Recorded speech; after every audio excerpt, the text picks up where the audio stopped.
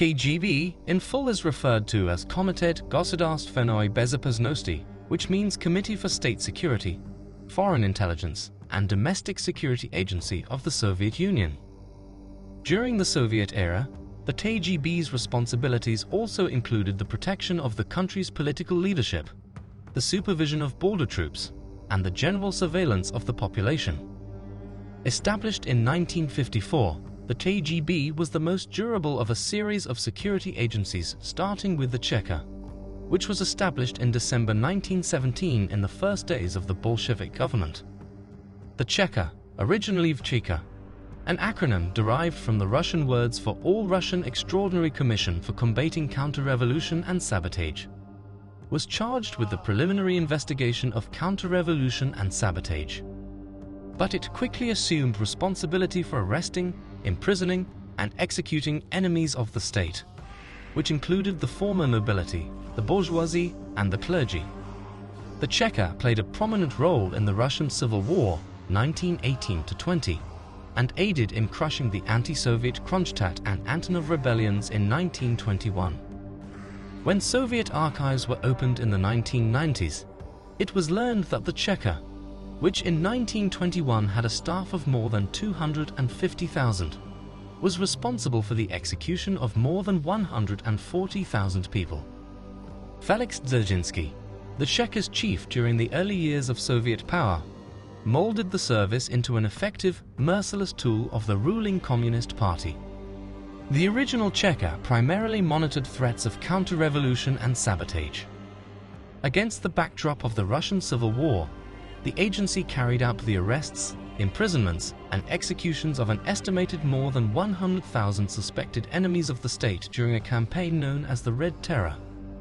The period charted a macabre course for Russia, and due to secrecy, censorship, and the summary nature of many of the executions, the true extent of the Red Terror will likely never be known, says National Geographic.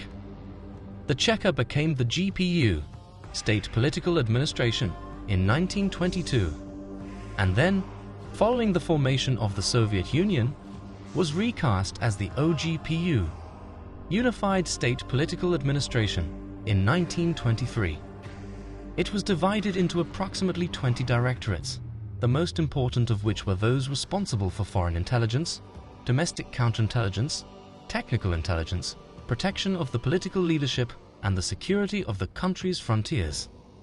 In the late 1960s, an additional directorate was created to conduct surveillance on suspected dissidents in the churches and among the intelligentsia.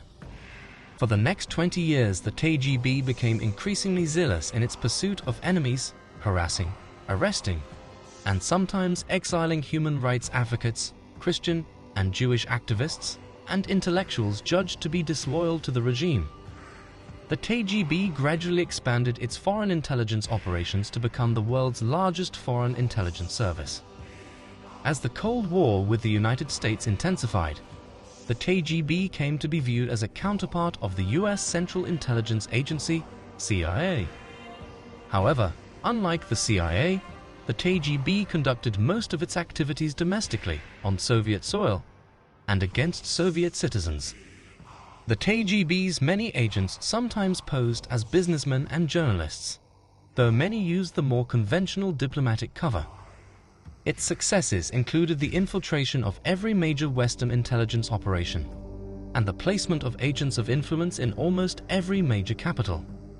The KGB also was able to procure scientific and technical information for the Soviet military, and it repeatedly obtained advanced technology necessary for the development of Soviet submarines, airplanes, and rockets.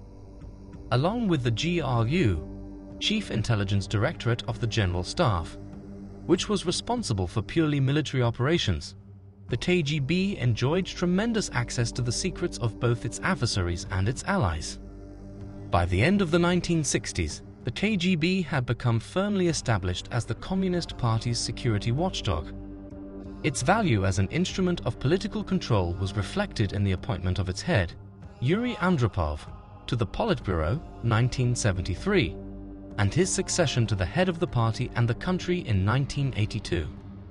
Under Andropov, the KGB recruited the best and the brightest members from the party establishment. Although it was aware of the extent of corruption in the decaying Soviet Union and did investigate and arrest some minor figures, it continued to be a servant of the party and was thus powerless to halt the country's decline. In the aftermath of the October Revolution of 1917, Vladimir Lenin, the head of the newly formed USSR, needed a way to keep the population and his fellow revolutionaries in check. His answer was to create the Cheka, an abbreviation of the All-Russian Emergency Commission for Combating Counter-Revolution and Sabotage. During the Russian Civil War of 1918 to 1920, the Cheka, led by the one-time Polish aristocrat Felix, arrested, tortured, and executed thousands of citizens. In the course of this Red Terror, the Cheka perfected the system of summary execution used by subsequent Russian intelligence agencies. A single shot to the back of the victim's neck, preferably in a dark dungeon. In 1923, the Cheka, still under Dzerzhinsky, mutated into the OGPU, the Joint State Political Directorate under the Council of People's Commissars of the USSR. Russians have never been good at catchy names. The OGPU operated during a relatively uneventful period in Soviet history. No massive purges, no internal deportations of millions of ethnic minorities. But this agency did preside over the creation of the first Soviet gulags. The OGPU also viciously persecuted religious organizations, including the Russian Orthodox Church, in addition to its usual duties of rooting out dissenters and saboteurs.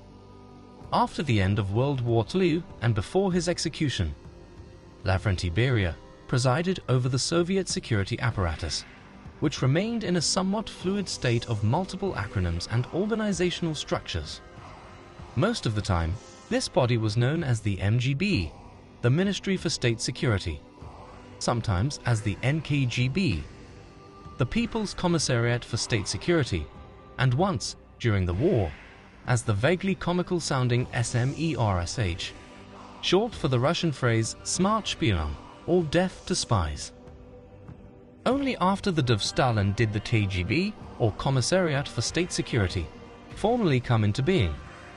Despite its fearsome reputation in the West, the KGB was more effective in policing the USSR and its Eastern European satellite states than in fomenting revolution in Western Europe or stealing military secrets from the US.